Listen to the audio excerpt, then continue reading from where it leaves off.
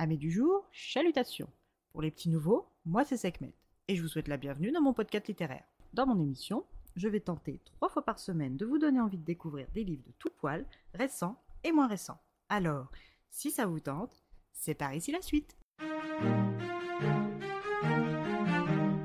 Aujourd'hui, je vais vous présenter Le Respire de H.J. Sinclair, publié aux éditions du Chat Noir. Dans ce court roman, nous allons rencontrer Pierre Francillon, un lycéen parisien. Cet adolescent correspond physiquement à la catégorie sociale scolaire des exclus.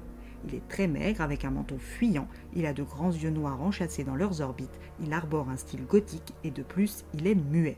D'un tempérament solitaire, il aime la poésie, les jeux vidéo, les cimetières et le dessin de chats morts. Au lycée Louise Ledrich, anciennement Albert Londres, il est toujours accompagné d'une vieille assistante sans le sou, aux vêtements criant le dénuement affectif et la mauvaise odeur spirituelle. Tout mis bout à bout fait de lui un élève très peu, voire carrément pas populaire du tout.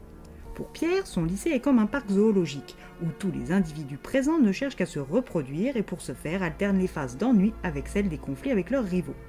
Les professeurs, quant à eux, sont mornes et se divisent en 2 catégories, les touristes et les conservateurs blasés.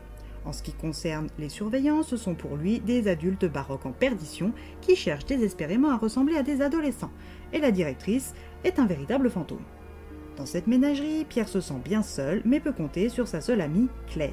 Elle est tout son contraire. Pour lui, Claire est sa fenêtre sur le monde. Elle n'a pas honte d'être, elle aime les promenades, les cimetières de nuit et aussi de jour, les vêtements sombres et victoriens, les poèmes d'Edgar Allan Poe, Baudelaire, Rimbaud, mais aussi ceux d'anonymes qui publient sur la toile. Elle a un tatouage qu'elle s'est fait faire en falsifiant l'autorisation parentale et elle fume beaucoup trop selon lui. Comme lui, elle est en terminale, mais dans une autre classe. Quand Claire veut la voir, elle sait, en bonne amie qu'elle est, où le retrouver à coup sûr. Leur lieu fétiche, le cimetière du Père-Lachaise dans le 20e arrondissement de Paris. Un jour, les 2 amis sont installés au Père-Lachaise et discutent. Ils en viennent à faire l'hypothèse de la mort de l'un de leurs professeurs, M. Gauthier, le professeur de français. Suite à cette hypothèse, ils se sont fait la promesse de brûler leurs cahiers de français ainsi que les romans au programme du baccalauréat sur sa tombe au Père-Lachaise. Le lendemain, la directrice est venue annoncer la mort de M. Gauthier. Cette mort soudaine du professeur de français a chamboulé l'esprit de Pierre au point de lui faire repousser ses propres projets suicidaires. Pierre se sait innocent mais se sent un peu assassin car il a tué de ses voeux son professeur. De plus, lui qui est un lettré, cette disparition soudaine, l'année du baccalauréat, est une mauvaise nouvelle, même si l'ennui a toujours dominé les cours de français ou de latin dispensés par M. Gauthier. Claire et lui attendent impatiemment l'arrivée du remplaçant. Elle ne se fait pas trop attendre et aura été très solennelle. Le nouveau est plutôt jeune, il porte un jean clair et des bottines en daim avec une chemise bleue et blanche à carreaux. Ses cheveux sont bruns et en désordre, ses doigts sont osseux, son teint est blafard, ce qui accentue la teinte mauve de ses lèvres ainsi que l'ombre sous ses yeux gris. Malgré cette extrême maigreur et pâleur, ses traits sont fins et il peut facilement être considéré comme un bel homme. Il s'appelle Monsieur M. Aubépine. Les 34 paires d'yeux de la classe, positionnés en demi-cercle, sont fixés sur leur nouvel enseignant, espérant un vent de modernité ou cherchant la faille à exploiter. Pierre, lui, est comme attiré sans savoir vers quoi, mais quand son nom résonne dans la classe et que les autres élèves expliquent son handicap, Monsieur Aubépine signe, le laissant plus interdit encore. Pierre et Claire ne partagent pas tout à fait le même ressenti sur leur nouveau prof. Pierre aime la façon dont il vit l'histoire qu'il raconte comme s'il y était, alors que c'est justement ce qui dérange Claire. Les 2 amis en restent là jusqu'à ce que Pierre, à force de scruter M. Aubépine, remarque l'absence de mouvement respiratoire. Il en fait part à Claire et lui avoue penser que le professeur est un mort-vivant. Claire est d'abord amusée par l'idée et prend cette déclaration à la légère, mais voyant que Pierre n'en démord pas, décide d'enquêter sur son passé. Avant de pouvoir enquêter, il va falloir obtenir son prénom. La secrétaire du lycée leur apprend que le M correspond à Maxime.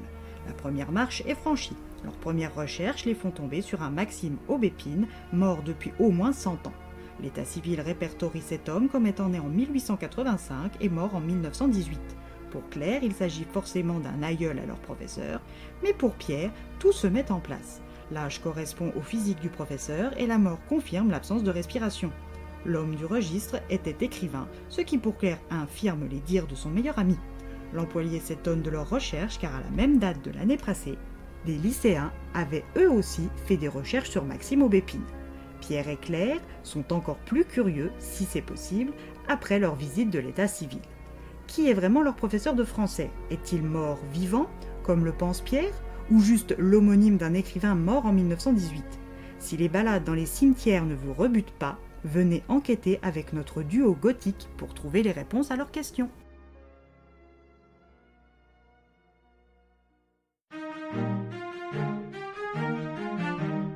Une très bonne lecture de la première à la dernière page, une ambiance à la Edgar Allan Poe avec une plume fournie.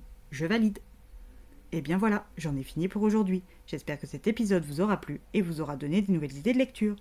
Si vous souhaitez découvrir d'autres petits bonbons littéraires tout droit sortis de ma bibliothèque, je vous retrouve le samedi 19 octobre prochain pour un nouvel épisode. Et si d'ici là je vous manque de trop, n'hésitez pas à me rejoindre sur mon compte Instagram, @leslecturesdeSekhmet. Sur ce, chalut les amis et à la prochaine.